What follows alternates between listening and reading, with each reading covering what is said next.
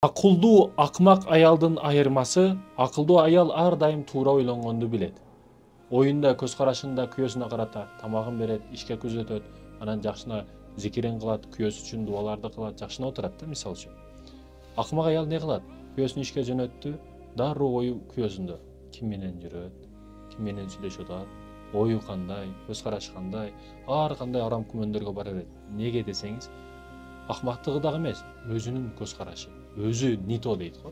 Өз жаманда ой жаман деген эң туура сөз да. Бул маселеде ошол сөз туура келет бул жерге. Экинчи маселеде мисалы күйөөсү саартан кечке иштеп жүрөт, бала чакам деп, семьямды багайын, балдарымды биринеки кылайын, келечегин ойлойн деп жүрөт. Бирок бул жерде аял, акмак аял не дейт билесизби? Атаңар мына үйгө келген жок, ойношу менен жүрөт, же экинчи аял менен жүрөт деп айтат да. Болсо ушу аял үчүн, бала чакасы үчүн жүрөт. Бирок акмак аял, кыска ойлонгон аял не кылат? Дароо туура эмес ойлонот. Аял кишинин айта турган сөзү: мен сенден эч нерсе көрбөдүм, 20 жыл болду жашаганыбызга, 10 жыл болду, мен үчүн не кылып койдуң? Болсо атасынан кийин бүт ушуга өткөн, баардык нерсени кылган болсо, баардыгын кылган болсо ушу аял үчүн кылды. Үстөгү материалынан баштап жашап аткан үйгө чейин баардыгын ушу күйөөсү кылды. Бирок акмак аял не кылат экен? Наалыйт экен. Шүгүр кылганды билбейт экен да. Негизи күйөөсүнө наалыш, Кудайга наалыш дегени. Себеби Кудай Таала тарабынан рызык берилет да. Күйөөңүздү колго берет, күйөөңүз сизге алып келет. Акмак аял туура эмес ойлонот. Ар бир жааттан ар бир жакта көз карашы туура эмес, ою жаман, сөзү жаман. Көп учурда тилин тие албай калат. Тил арсан босогондон комдонгон, бошоп кетсе өзүңдө жеп койгон деп туруп бекерден айткан эмес, 100 бала салган Тил арсан экен.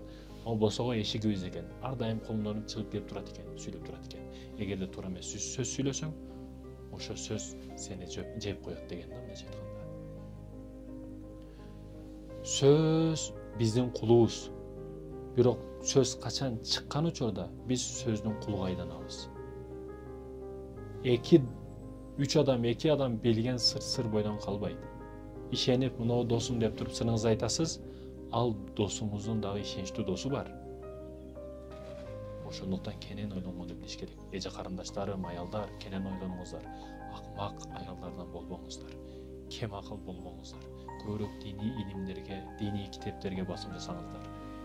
Бүгүн тамак кылып атасыз, музыка коюп алып, тамак кылгандар бар.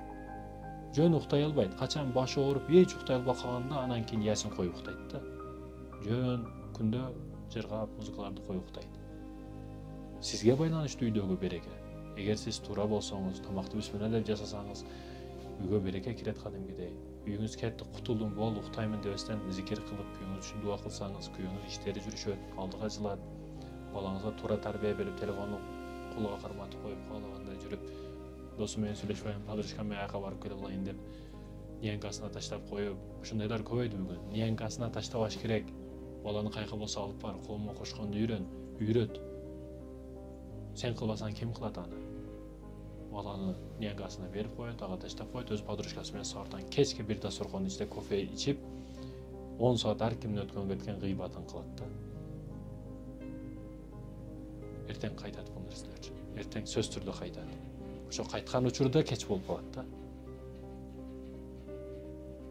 Энелер, апалар, маани бериңиздер. Сиз апалык милдетиңиз толук тактуура аткара турган болсоңуз, патриот балдар тарбияланып чыгат. Эркек балдар тарбияланып чыгат. Бүгүн мугалимде жок күнөө.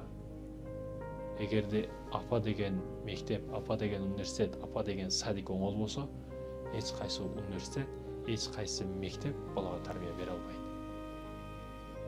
Жеке мен дагы, Альберт Эйнштейн келсе дагы эч ким тарбия бере албайт.